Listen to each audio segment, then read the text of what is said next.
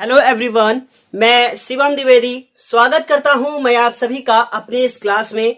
आज की इस क्लास में हम आपको कक्षा 10 के चौथे अध्याय जिसका नाम है द्विघात समीकरण, इस अध्याय की 4F एक्सरसाइज के क्वेश्चन नंबर 22 को बताने वाले हैं। और ये क्वेश्चन नंबर 22 आपकी परीक्षा के लिए इंपॉर्टेंट है। ये क्वेश्चन पिछले ईयर भी पूछा जा चुका है। ये क्वेश्चन बहुत ही ज्यादा आसान है लेकिन 6 नंबर का पूछा जाता है। इस क्वेश्चन को यदि आप शुरुआत में समझ गए तो आप इसे बहुत बेहतर ढंग से कर लेंगे। बिना टाइम को वेस्ट किए हुए शुरुआत करते हैं हम अपने क्वेश्चन के साथ। लिखा हुआ है कि एक कुटीर उद्योग एक दिन में, बहुत ध्यान से सुनिएगा, एक कुटीर उद्योग एक दिन में कुछ बर्तनों का निर्माण करता है।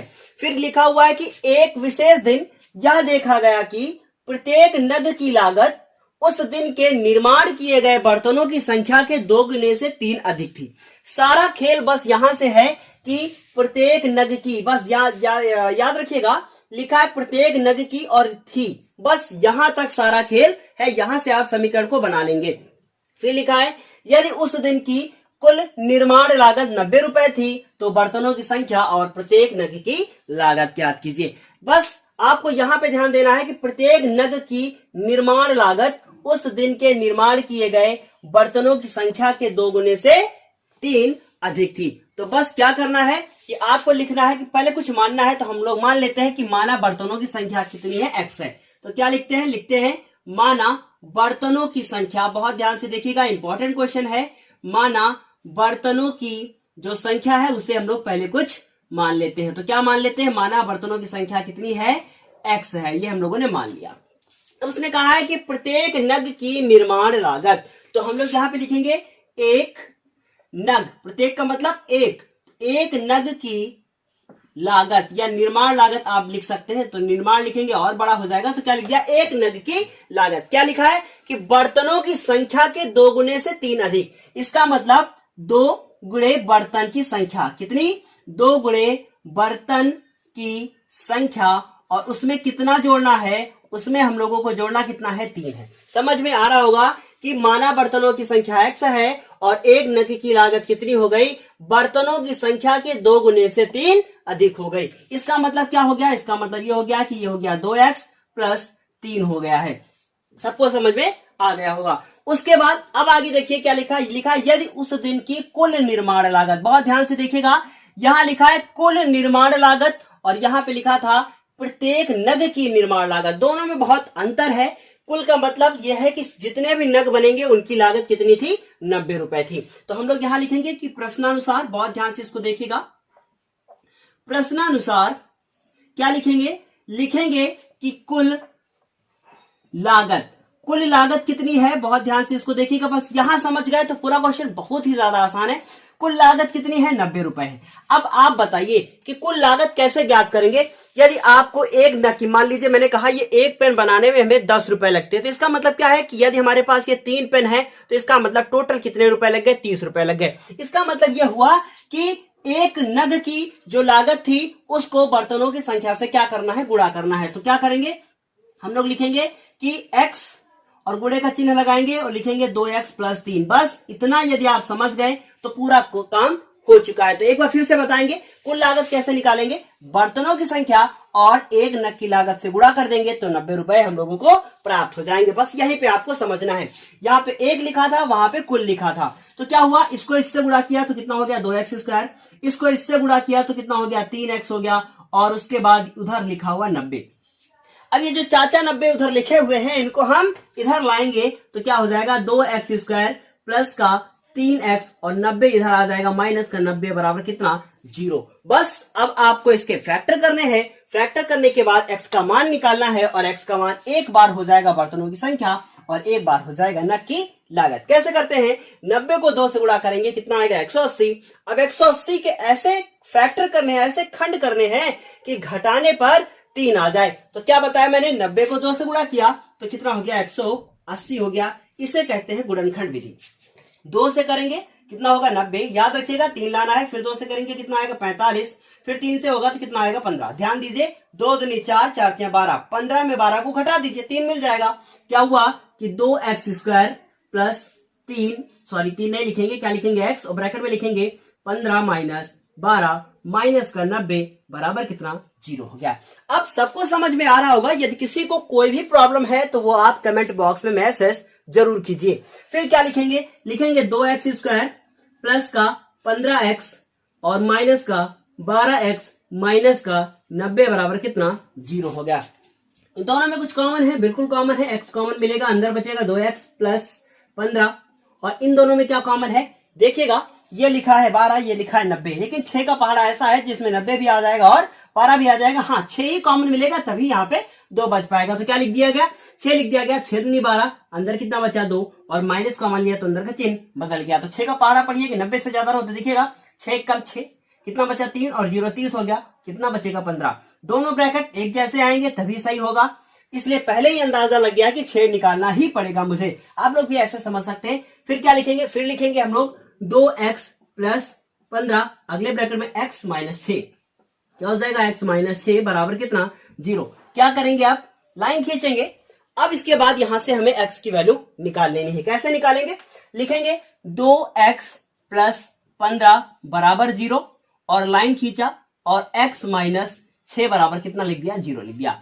अब क्या करना है, 2x 15 को उधर ले जाएंगे, माइनस का आएगा, 2 को कहां ले जाएंगे, नीचे ले जाएंगे। जैसे ही आप इसको 2 को नीचे ले जाएंगे ये कैसा आ जाएगा, माइनस में। अब बताइए कि क्या आपके बर्तनों की संख्या क्या माइनस में हो सकती है, बिल्कुल भी नहीं हो सकती है, इसलिए ये माइनस वाला आंसर अमान्य हो जाएगा। उसके बाद यहां से हो जाएगा x बराबर 6, इसका मतलब एक आंसर हम लोगों का आ चुका है। बस यही एक आंसर से हमारा काम हो जाएगा। बस अब आपको क्या करना है, लिखना है कि अतः बर्तनों की संख्या, अतः बर्तनों की संख्या, क्या लिखेंगे, अतः बर्तनों की संख्या। बहुत ध्यान से देखिएगा, हम आपको अभी आंसर चेक करके भी बताएंगे। अतः बर्तनों की संख्या कितनी हो जाएगी, 6 हो जाएगी। और एक नग की लागत कितनी हो जाएगी, क्योंकि लास्ट में हम लोगों से पूछा गया था बर्तनों की संख्या और प्रत्येक लागत पूछी गई थी। तो क्या लिख दिया गया, लिख दिया गया एक नग की लागत, एक नग की लागत। कितनी लागत हो जाएगी, फॉर्मूला लिखेंगे। क्या माना था हम लोगों ने, माना था x प्लस 2x प्लस 3, 2 लिखा इंटू 6 प्लस 9, तो कितना हो गया 2 6, कितना हो जाएगा 2 6 12 और 12 प्लस 3 कितना उत्तर आ जाएगा, उत्तर हो जाएगा 15 हो जाएगा। इसका मतलब ये हुआ कि एक अतः बर्तनों की संख्या 6 हुई और एक नग की जो लागत थी वो कितनी हो गई, 15 रुपए हो गई। अब आप अपना आंसर चेक कर सकते हैं। उन्होंने कहा था कि निर्माण की कुल लागत कितनी थी, 90 रुपए थी। अब बताइए कि एक नग की लागत यदि 15 रुपए है तो 6 नग की लागत कितनी हो जाएगी, हो जाएगी हमारी 90 रुपए। आंसर यहीं से चेक होता है। उम्मीद है जरूर समझ में आया होगा, और यदि समझ में नहीं आया है तो कमेंट बॉक्स में मैसेज जरूर करें। अब इस क्वेश्चन के बाद हम आपको क्वेश्चन नंबर 23 बताएंगे, लेकिन उससे पहले आप इसका स्क्रीनशॉट ले लीजिए। उम्मीद है कि आपको बेहतर समझ में आ गया होगा। अब जो ये क्वेश्चन आप लोग यहाँ पे देख रहे हैं, लिखा हुआ है कि एक रेलगाड़ी 360 किलोमीटर की दूरी एक समान चाल से तय करती है। हम आपको बताना चाहेंगे ये जो ऐसे चाल वाले क्वेश्चन होते हैं, चाल, दूरी और समय वाले, ये सदैव आपके पेपर में 6 नंबर के पूछे जाते हैं। और जो क्वेश्चन आप यहाँ पे देख रहे हैं, यहाँ पे लिखा हुआ 48 मिनट, ये जो 48 मिनट लिखा हुआ, यदि यहाँ पे 1 घंटा कर दिया जाए तो ये क्वेश्चन आपके 2019 यूपी बोर्ड में पूछा जा चुका है। जब आपका एनसीईआरटी, जहां से एनसीईआरटी की शुरुआत हुई थी, कहां से शुरुआत हुई थी, यूपी बोर्ड में 2019 में जब एनसीईआरटी आया तो वहां पे 48 मिनट की जगह पे 1 घंटा कर दिया गया था। इससे क्या पता चलता है, इससे ये पता चलता है कि आपका कॉन्सेप्ट क्लियर होना चाहिए, आपको आंसर रटा नहीं होना चाहिए। यदि आपको आंसर रट जाता है तो बहुत अच्छी बात है, लेकिन आंसर रटने से ही कुछ काम नहीं होगा, आपको पूरा सॉल्यूशन देना पड़ता है। इसलिए वीडियो को लास्ट तक देखना है और कॉन्सेप्ट को समझना है। इस तरह के क्वेश्चन कैसे करने हैं आपको हम अभी बताते हैं। लिखा हुआ है कि एक रेलगाड़ी 360 किलोमीटर की दूरी एक समान चाल से तय करती है। इसका मतलब यह है कि 360 किलोमीटर एक रेगुलर स्पीड से चली जाती है। फिर लिखा है यदि यह दूरी 5 किलोमीटर प्रति घंटा अधिक चाल से तय करती है तो यात्रा में 48 मिनट कम लगते हैं। बस आपको यहां पे ध्यान देना है, लिखा हुआ है 48 मिनट। अगर ये 48 घंटे होते तो बहुत आसान था, लेकिन यदि मिनट में है तो बहुत कठिन हो जाएगा। लेकिन वो कठिन कैसे आसान में बदला जाएगा वो हम धीरे धीरे आपको बताएंगे। तो सबसे पहले क्या लिखेंगे, लिखा है कि रेलगाड़ी की प्रारंभिक चाल ज्ञात कीजिए, तो हल कीजिए और हल में पहले यहां लिख लीजिए कि ये कैसा क्वेश्चन है, ये क्वेश्चन एनसीईआरटी का है और इंपॉर्टेंट है। तो हम लोग क्या लिखेंगे, लिखेंगे माना रेलगाड़ी की चाल कितनी है, माना रेलगाड़ी की प्रारंभिक चाल x मानकर चलते हैं। तो लिखेंगे माना रेलगाड़ी की प्रारंभिक चाल, कितनी चाल, प्रारंभिक चाल कितनी मान लें हम लोग, x मान लें, प्रारंभिक चाल x किलोमीटर प्रति घंटा। याद रखिएगा यूनिट जरूरी है लिखना, किलोमीटर प्रति घंटा है, यूनिट बहुत ध्यान से लिखिएगा आप लोग। अब क्या करते हैं, इस क्वेश्चन को हम दो केस में बदल देते हैं। हम लाइन खींचते हैं, इस तरीके के क्वेश्चन आपने बहुत किए हैं थर्ड वाले चैप्टर में, लाइन खींचते हैं और इसे दो केस में बदलते हैं। तो हम लोग लिखेंगे प्रारंभ में, बहुत ध्यान से देखिएगा, लिख देते हैं यहाँ पे प्रारंभ में, या आप लिख सकते हैं पहला केस यानी कि पहली स्थिति। तो यहां हम लोगों ने लिख दिया प्रारंभ में और यहां हम लोगों ने लिख दिया बाद में या अंतिम, तो कुछ भी आप लिख सकते हैं, हम लोगों ने यहाँ पे लिख दिया कि बाद में। अब याद रखिएगा प्रारंभ में इसकी चाल कितनी थी, हम लोगों ने प्रारंभ में इसकी चाल क्या मानी है, x किलोमीटर प्रति घंटा। एक बार यदि क्वेश्चन को कर लिया आपने तो दोबारा कभी आप इसे भूलेंगे नहीं, बस आपको 2-3 बार प्रैक्टिस करने की जरूरत है। चाल हो गई। अब माना हमने कि जब वो 360 किलोमीटर की दूरी तय करती थी प्रारंभ में x किलोमीटर प्रति घंटा से, तो उसको समय कितना लगता था, समय हम लोग मान लेंगे t फॉर टाइम वाला। तो क्या लिख दिया, इस समय को क्या मान लिया हम लोगों ने, क्या मान लिया, t घंटा। और उसके बाद दूरी, सबको पता है कि दूरी कितनी होगी, दूरी कितनी है 360 किलोमीटर। बस इसी तरीके से आपको बाद वाला केस लिखना है। और बाद की चाल कितनी है, बाद की जो चाल है, बहुत ध्यान से इसको लिखिएगा, बाद की जो चाल है वो चाल कितनी है, वो चाल हो गई है 5 किलोमीटर अधिक, इसका मतलब x प्लस 5 किलोमीटर प्रति घंटा हो गया है। सबको ये समझ में आ गया होगा। इस तरीके के और क्वेश्चन है अभी 1-2, वो भी हम आपको सॉल्व करवाएंगे लेकिन अगली क्लास में। फिर उसके बाद इसमें समय कितना लगता है, अब आई मेन वाली बात, क्या है कि समय 48 मिनट कम लगता है, लेकिन पहले कितना लगता था, पहले लगता था t और t घंटा लगता था। अब इस बार t घंटे में 48 मिनट कम हो गए हैं। बस यहां पे आपको ध्यान देना है, t लिखा, अब ध्यान से सुनिएगा, ये इंपॉर्टेंट है। क्या लिखा, t, कितना घटाएंगे उसमें से 48। अब आप बताइए क्या घंटे में से मिनट को आप डायरेक्ट घटा पाएंगे, बिल्कुल नहीं घटा पाएंगे, क्योंकि मान लीजिए हमने कहा 5 घंटे या 50 घंटे, हमने कहा 50 घंटे में 60 मिनट घटाइए, तो आप क्या लिखेंगे, -10, बिल्कुल गलत हो जाएगा। तो करना क्या है, ये घंटे में है तो इसे भी घंटे में बदलना है, और मिनट को जब भी घंटे में बदलेंगे तो 60 से भाग करेंगे। इंपॉर्टेंट बात है, क्या लिखेंगे 48/60, और अब इसे लिखेंगे घंटा। यहां से ये इंपॉर्टेंट बात हो गई है, बस यहां आपको ध्यान देना है। तो देखिएगा 48 लिखा है, इसे हम लोग काट देंगे, तो 12 चौको 48 और 12 पंचे 60, कितना हो गया, समय नीचे लिख लीजिएगा आप या फिर बराबर लगा के उधर लिख सकते हैं। तो क्या लिख दिया, t माइनस 4/5 घंटा। अब आपको ये वाला समय यहाँ पे लिखना है। उसके बाद इसकी दूरी कितनी है, दूरी तो दोनों केस में बराबर है, कितनी दूरी है 360 किलोमीटर। बस यहां यदि आप समझ गए तो क्वेश्चन चुटकियों में सॉल्व हो जाएगा। अब इस केस में हम लोग समय निकालते हैं और उस केस में समय निकालेंगे, बस यहीं से क्वेश्चन सॉल्व हो जाएगा। तो क्या लिखते हैं, लिखेंगे समय, देखिए एक फॉर्मूला आप जानते हैं, फॉर्मूला क्या जानते हैं कि चाल बराबर दूरी बटे समय, सबको पता है। तो क्या समय यहां जाएगा तो चाल नीचे आएगा, बिल्कुल आएगा। तो फॉर्मूला हो जाएगा समय बराबर दूरी बटे चाल। क्या हो जाएगा, समय बराबर दूरी बटे चाल, ये फॉर्मूला हो जाएगा। अब बताइए इधर समय कितना है, इधर समय है t, दूरी कितनी है, दूरी है 360, और इधर चाल क्या है, इधर चाल है हमारी x, और ये हो गया समीकरण नंबर 1। उसके बाद इधर भी वही केस अपनाएंगे, लिखेंगे समय बराबर, लाइन खींचेंगे आप, लाइन खींचते हुए चले आएंगे, क्या लिखेंगे, समय बराबर दूरी बटे चाल। क्या लिखेंगे, समय बराबर दूरी बटे चाल, और दूरी इस बार कितनी है, दूरी वही है 360, और चाल क्या है, बदल गई है, चाल कितनी हो गई है, x प्लस 5 हो गई है, और समय क्या है, बदल गया है, t माइनस 4/5 हो गया, और ये हो गया समीकरण नंबर 1। अब आपको करना क्या है, अब आपको निकालना क्या है, निकालना ये है कि आपको चाल निकाली, इसका मतलब x का मान निकालना है। तो किसी भी तरीके से आपको t को गायब करना होगा, और यदि आप समीकरण 1 का मान उठाकर 2 में रख दें तो t के स्थान पे आ जाएगा 360/x, यहाँ 360/x, और पूरे समीकरण से आपका क्या गायब हो जाएगा, आपका गायब हो जाएगा टी, और क्वेश्चन चुटकियों में सॉल्व हो जाएगा। इस तरीके के क्वेश्चन आपने थर्ड चैप्टर में बहुत सारे किए हैं, ये क्वेश्चन जरूर आते हैं पेपर में। तो अब क्या लिखेंगे, लिखेंगे समीकरण एक का मान, क्या लिखेंगे, समीकरण एक का मान समीकरण नंबर कहां रख दिया जाए, 2 में रखने पर। अब समीकरण नंबर 1 का मान समीकरण नंबर 2 में रखेंगे। कैसे रखेंगे, आप लिखेंगे टी लिखा हुआ है तो हम लोग देखेंगे, ध्यान से देखिएगा, यहां टी के स्थान पे हमको 360/x लिखना है। क्या लिखेंगे, डायरेक्ट कर देते हैं 360/x, माइनस का क्या लिखा है, लिखा है 4/5, और उधर लिखा है 360/x प्लस 5 लिखा हुआ है। सबको समझ में आ गया होगा, ये यहाँ पे उतारा गया है और टी के स्थान पे ये 360/x लिख दिया गया है। अब 4/5 को उधर लेकर जाइए तो कैसा हो जाएगा, वो हो जाएगा हमारा प्लस का, और ये वाला पार्ट पूरा का पूरा इधर ले आइए तो क्या हो जाएगा 360/x, और ये वाला इधर आया माइनस का 360/x प्लस 5 हो गया है।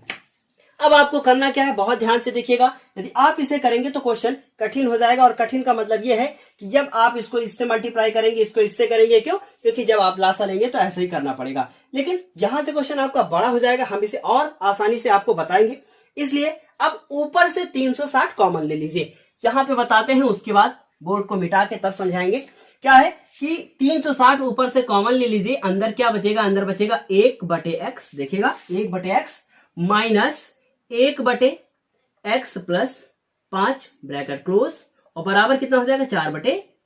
अब ये 360 यहाँ पे गुणे में आ चुका है, तो 360 कहां जाएगा, अब जाएगा ये बटे में, तो इधर कितना हो जाएगा 1/x, और चाहे तो आप लासा ले सकते हैं लेकिन अगली लाइन में लीजिएगा, और माइनस का 1 और x प्लस 5, और इधर हो गया 4/5, और 360 कहां आ गया, नीचे आ गया है, और 4 से इसको काट दीजिए। तो देखिएगा ध्यान से, 4 एकम 4, और 4 9 या 36, और 0 9 बचे, कितना हो गया 45 हो गया। तो क्या बचा 1/x माइनस 1/x, तो चाहे तो आप यहाँ पे लासा ले सकते हैं, x प्लस 5, और इधर हो गया 1/9 बचे 45, 450 हो गया है। अब आप क्या कीजिए कि इसका लासा ले लीजिए, लेकिन उससे पहले आप इसका स्क्रीनशॉट ले लीजिए। स्क्रीनशॉट जैसे ही आप इसका ले लेंगे, हम आपको तुरंत इसके आगे का हल बताएंगे।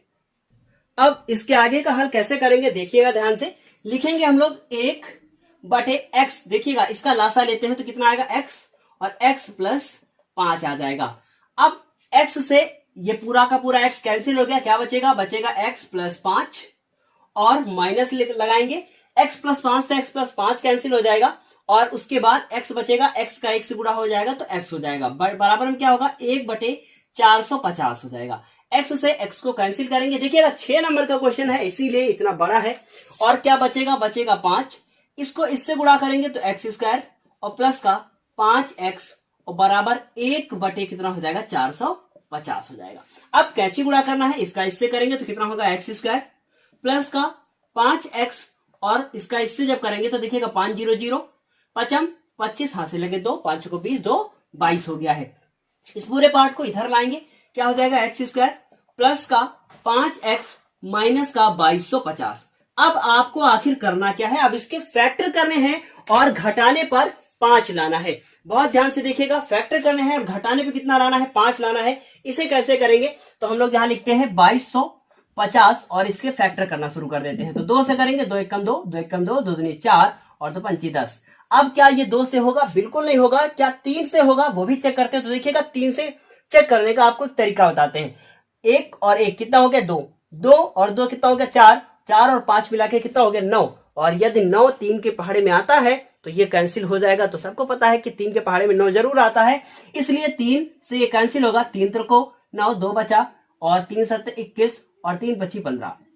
क्या फिर से 3 से कैंसिल हो गया, फिर चेक कर सकते हैं आप। 7 5 12 12 3, बहुत ध्यान से देखिएगा, 7 5 12 12 3 15, इसका मतलब 3 से फिर हो जाएगा। 3 एकम 3, 3 दूना 6, और 3 25 15। अब सबको पता है ये 5 से ही होगा, तो ये कितना हो गया 5, यहां से हो गया ये 5, और फिर ये 5, इतना ये सॉल्व हो जाएगा। अब देखिएगा इसके फैक्टर कैसे करते हैं। घटाने पे क्या लाना है, 5 लाना है। तो कैसे आएगा, 5 घटाने पे तभी आएगा जब हम, देखिएगा बहुत ध्यान से, यदि इनको आपस में गुणा कर ले और इनको आपस में गुणा कर ले तो कभी 5 नहीं आएगा। 5 तभी आएगा जब उसको 5 से गुणा करना पड़ेगा। इसलिए क्या किया, 2 3 6, बहुत ध्यान से देखिएगा, 6 और 6 पंचे 30 और इसको 5 25 और 25 यहाँ कितना हो गया 75। क्या घटाने पे 5 आया? बिल्कुल नहीं आया। फिर से चेक करते हैं, फिर से कुछ और करते हैं, फिर से करने पे देखते हैं, चेक करते हैं। देखिए मुझे पता है कि क्या आने वाला है, लेकिन मैं बताऊंगा नहीं क्योंकि चेक करेंगे तभी समझ में आएगा। तो कितना हो गया? 3 त्रिको 9 हो गया और 9 बचे 45 हो गया और 5 25 हो गया, 25 दूना 50 हो गया। क्या हुआ कि 50 माइनस 45, फिर से 3 त्रिको 9 और 9 बचे 45 और 25 5 25 25 दूना 50। तो क्या लिख सकते हैं ब्रैकेट में? ब्रैकेट में लिख सकते हैं एक्स स्क्वायर प्लस का एक्स और लिख सकते हैं यहाँ पे आप 50 माइनस 45 और माइनस का 2250 बराबर क्या 0 लिख सकते हैं। फिर क्या हुआ? एक्स स्क्वायर प्लस का 50x माइनस का 45x माइनस का 2250 बराबर कितना 0। इन दोनों में कुछ कॉमन है? बिल्कुल कॉमन है। x कॉमन लेंगे, x प्लस 50 बचेगा। इन दोनों में कुछ कॉमन लेते हैं। याद रखिएगा अब इसमें x बचा है तो इसमें कॉमन 45 ही मिलेगा। x प्लस 50 बराबर कितना 0 हो गया है। उसके बाद x प्लस 50 एक ब्रैकेट में और x माइनस 45 एक ब्रैकेट में बराबर कितना 0 हो गया। अब एक बार इसके बराबर 0 और एक बार इसके बराबर 0, तो क्या करेंगे? लाइन खींचेंगे और लिखेंगे x प्लस 50 बराबर 0 और वह x माइनस 45 बराबर कितना हो जाएगा? बराबर में आप लिखेंगे 0। अब देखिएगा इससे उत्तर जो आएगा वो माइनस में आ जाएगा, तो इसे हम लोग क्या मान लेंगे? अमान्य मान लेंगे। लेकिन इससे जो आंसर आएगा वो कैसा आएगा? प्लस में आएगा और ये हमारा मान्य हो जाएगा। बस एक लाइन और लिखनी है। अतः रेलगाड़ी की चाल कितनी हो जाएगी? वो हो जाएगी हमारी 45 किलोमीटर प्रति घंटा। अतः रेलगाड़ी की चाल कितनी हो गई? 45 किलोमीटर प्रति घंटा होगी। देखिए हम आपको फिर बताना चाहेंगे कि एक बार में समझ में बिल्कुल भी नहीं आएगा, इसलिए कम से कम वीडियो को 2 से 3 बार आपको जरूर देखना पड़ेगा। और यदि वीडियो एक बार देखकर आप प्रैक्टिस कर ले, 3-4 बार क्वेश्चन को लगा ले, देख ले, सुन ले और समझ ले कि कैसे क्वेश्चन को सॉल्व करना है, तो बड़ी आसानी से सॉल्व हो जाएगा। उम्मीद है सब समझ में आ रहा होगा। अब एक क्वेश्चन और इस एक्सरसाइज का बचा हुआ है जो कि बहुत आसान है, और उस क्वेश्चन के बाद अगली एक्सरसाइज के हम आपको एनसीईआरटी के क्वेश्चन ही बताएंगे, इसलिए आप पहले से उन क्वेश्चंस को लगा लीजिए। और एनसीईआरटी के वो क्वेश्चन जो हम आपको बताएंगे वो बहुत ही ज्यादा इंपॉर्टेंट है। अब क्या है कि आपका अगला क्वेश्चन, पहले इसका स्क्रीनशॉट ले लीजिए, इसके बाद हम आपको अगला क्वेश्चन बताने वाले हैं। अगला क्वेश्चन हम लोगों के सामने लिखा है, यदि जेबा अपनी वास्तविक आयु से 5 वर्ष छोटी होती तो उसकी आयु का जो वर्ग होता उसकी वास्तविक आयु के 5 गुने से 11 वर्ष अधिक होता। तो उसकी वर्तमान आयु क्या है? बहुत ध्यान से सुनिएगा। सबसे पहले कि जो भी आपको निकालना है उसे आपको मानना होगा। तो हम लोग मानेंगे कि उसकी वर्तमान आयु क्या है? उसकी वर्तमान आयु को आप x वर्ष मान लेंगे। तो क्या लिखेंगे? माना जेबा की वर्तमान आयु, जेबा की वर्तमान आयु, इसे आप क्या मान लेंगे? इसे आप मान लेंगे x वर्ष है। अब आपको प्रश्नानुसार सारा काम करना है। क्या लिखा है? यदि जेबा अपनी वास्तविक आयु से 5 वर्ष छोटी होती, तो बहुत ध्यान से लिखिएगा। अब हम आपको एक ऐसा तरीका बताने वाले हैं जो आपको बहुत आसानी से इस क्वेश्चन को सॉल्व करके दे देगा। तो हम लोग कैसे लिखते हैं? लिखते हैं कि यदि जेबा अपनी वास्तविक आयु से 5 वर्ष छोटी होती तो उसकी आयु का वर्ग उसकी वास्तविक आयु के 5 गुने से 11 वर्ष अधिक होता। तो कैसे लिखेंगे वास्तविक आयु से 5 वर्ष छोटी होती, तो हम लोग लिखेंगे वास्तविक आयु। बस यही से आपको समीकरण बनाना है। क्या लिखेंगे? वास्तविक आयु, और इसमें से 5 हम लोगों ने घटा दिया है। उसके बाद इसका वर्ग कर दिया है। क्यों? क्योंकि उसने कहा है वास्तविक आयु से 5 वर्ष छोटी होती तो उसकी आयु का वर्ग, तो उसकी आयु का वर्ग कर दिया गया है। फिर लिखा है उसकी वास्तविक आयु के 5 गुने से, क्या लिखा है? वास्तविक आयु, बहुत ध्यान से देखिएगा, वास्तविक आयु, और कहा है कि वास्तविक आयु के 5 गुने से इसका 5 से गुणा कर दिया, 5 गुने से 11 वर्ष अधिक होता। फिर से एक बार समझिएगा इसको। लिखा है यदि जेबा अपनी वास्तविक आयु से 5 वर्ष छोटी होती है। तो मैंने 5 वर्ष इसमें घटा दिया और उसके बाद उसका वर्ग कर दिया, तो उसकी आयु का वर्ग, बिल्कुल आयु का वर्ग, उसकी आयु का जो वर्ग होता उसकी वास्तविक आयु के 5 गुने से 11 वर्ष अधिक होता। कौन अधिक होता? ये अधिक होता। इसलिए आपको जोड़ना किसमें है? उधर जोड़ना है। बहुत ध्यान से इसको सुनिएगा। जोड़ना किधर है? उधर जोड़ना है। और कितना जोड़ना है? 11 वर्ष जोड़ना है। कौन अधिक था? ये अधिक था, तो उधर 11 वर्ष जोड़ दिया गया। वास्तविक आयु कितनी है? x माइनस 5 का होल स्क्वायर किया गया, उसके बाद 5, वास्तविक आयु कितनी है? x है, और प्लस कितना हो गया? 11। a माइनस बी का होल स्क्वायर, तो a square plus B square minus 2a into B. सबको पता है कि a माइनस बी का होल स्क्वायर का फॉर्मूला लगाया गया है। उसके बाद 5x प्लस 11 हो गया। अब ये हो गया x स्क्वायर, पचम कितना हो गया? 25 हो गया, और 5 दूनी कितना हो गया? 10x बराबर कितना हो गया? 5x plus 11। सबको उधर लेके आइए, उधर 0 अंडा बचाइए। क्या हुआ? x स्क्वायर और उसके बाद माइनस का 10x, 25 को नहीं लिखा गया, उसको बाद में लिखेंगे, और ये माइनस का 5x, प्लस का था इधर आया माइनस हुआ, और प्लस का 25 लिखा है और 11 इधर आएगा, माइनस का हो गया। क्या किया गया? पहले एक्स स्क्वायर, फिर एक्स वाले टर्म, फिर अचर पद। सबको पता है कि ये करना है ना भाई? पता है ना सबको? अगर पता है तो यस सर लाइक कीजिए, कमेंट कीजिए। फिर हो गया एक्स स्क्वायर, 10 को 5 से किया, घटाया, जोड़ा, क्या किया? माइनस माइनस प्लस हुआ, तो कितना हो गया? 15x हो गए। उसके बाद 25 में से 11 घटा दिया, कितना बचेगा? 25 में 11 घटा दिया तो उत्तर बचेगा 14, और वो हो जाएगा प्लस का। अब क्या करना है? 14 के ऐसे खंड के जोड़ने पे 15 है, 14 एक कब 14, तो कितना हुआ? एक्स स्क्वायर माइनस का एक्स ब्रैकेट में 14 प्लस 1 प्लस 14 बराबर कितना? 0। क्या करेंगे? एक्स स्क्वायर माइनस के 14x माइनस का x प्लस के 14 बराबर कितना? 0। इन दोनों में कॉमन क्या है? x कॉमन है। कितना आसान क्वेश्चन था। और उसके बाद इन दोनों में क्या कॉमन है? -1, अंदर माइनस चिन्ह चेंज हो जाएगा, x हो जाएगा, और उसके बाद x माइनस कितना हो जाएगा? 14, और बराबर कितना हो जाएगा? 0। अब क्या करेंगे आप? अब आप एक लाइन और करेंगे, लिखेंगे x माइनस 14, और उसके बाद लिखेंगे x माइनस 1 बराबर कितना? 0 हो जाएगा। ये हो गया है। उसके बाद अब ये दो आंसर यहां से आएंगे, इनमें से एक सही एक गलत होगा। कैसे? कौन सा सही होगा चेक करेंगे। तो क्या लिखेंगे? x माइनस 14 बराबर 0 एक ब्रैकेट में, और x माइनस 1 बराबर 0 एक ब्रैकेट में। तो x हो जाएगा, इधर हो जाएगा 14, और उधर हो जाएगा x बराबर 1 हो जाएगा। अब आप बताइए, कहा है कि यदि जेबा की उसने पूछा है कि उसकी वर्तमान आयु ज्ञात कीजिए। तो क्या है कि यदि जेबा की वास्तविक आयु से 5 वर्ष छोटी होती। अब बताइए आप कि 1 वर्ष की यदि उसकी वास्तविक आयु होती है तो क्या उसमें से 5 घटा सकते थे? बिल्कुल नहीं घटा सकते थे। क्यों?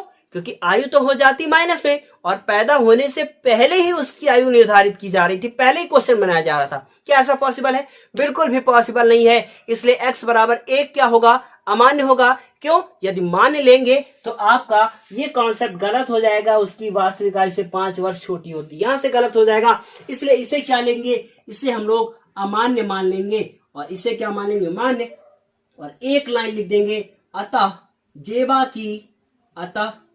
जेबा की आयु कितनी आयु होगी? 14 वर्ष होगी। और यहीं से क्वेश्चन पूरा का पूरा समाप्त होता है, और आज की क्लास भी यहीं से समाप्त हो जाएगी।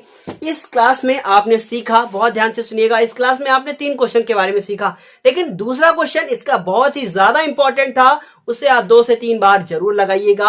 उम्मीद है आज की क्लास आपको बेहतर समझ में आई होगी। और इस क्लास के बाद इस 4F एक्सरसाइज का अंत होता है, जो कि बहुत ही बड़ी थी, लेकिन 4F एक्सरसाइज आपके बोर्ड परीक्षा के लिए इंपॉर्टेंट भी है। आप अनसॉल्व उठाकर देख लीजिए, बहुत सारे क्वेश्चन इस एक्सरसाइज से पूछे जाते हैं। उम्मीद है क्लास समझ में जरूर आई होगी, और यदि क्लास समझ में आई है तो कमेंट और लाइक करना बिल्कुल भी ना भूलें, और साथ ही साथ चैनल को सब्सक्राइब भी करें यदि आपको ये क्लास समझ में आई है।